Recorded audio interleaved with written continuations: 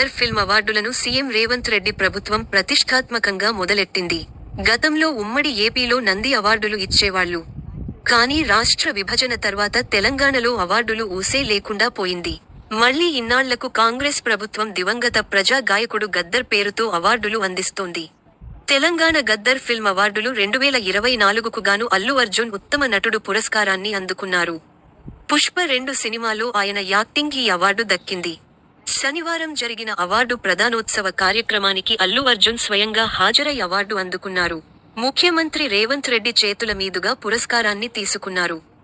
ఆ తర్వాత అల్లు అర్జున్ స్పీచ్ వైరల్గా మారింది. ప్రతిష్ఠాత్మక తెలంగాణ గద్దర్ అవార్డు ఇచ్చినందుకు ధన్యవాదాలు. ఈ అద్భుతమైన కార్యక్రమాన్ని ప్రారంభించిన తెలంగాణ ప్రభుత్వానికి ధన్యవాదాలు. CM Revanth Reddy, deputy CM Bhatti Vikramarka, Dil Raju, వేదికపై ఉన్న పెద్దలందరికీ థాంక్యూ సో మచ్. మా లవ్లీ డైరెక్టర్ సుకుమార్ లేకుంటే ఇది సాధ్యమయ్యేదే కాదు. Darling thank you so much. I love you. Pushpa 2 సినిమాకు గెలిచిన మొదటి అవార్డు ఇది. దీన్ని ఫ్యాన్స్ కే అంకితం చేస్తున్నా అని అల్లు అర్జున్ చెప్పారు. ఫిల్మ్ అవార్డు కాబట్టి సరదాగా ఒక డైలాగ్ అని రేవంత్ రెడ్డి పర్మిషన్ తీసుకుని పుష్ప 2లోని డైలాగ్ చెప్పాడు అల్లు అర్జున్. ఆ బిడ్డ మీద ఒక్క గీటు పడ్డా కొండ గంగమ్మ తల్లి జాతరలో యాట తలను నరికినట్లు రప్పా రప్పా నరుకుతా ఒక్కొక్కని. పుష్పరాజ్ అస్సలు తగ్గేదేలే అని డైలాగ్ చెప్పాడు ఐకాన్ స్టార్.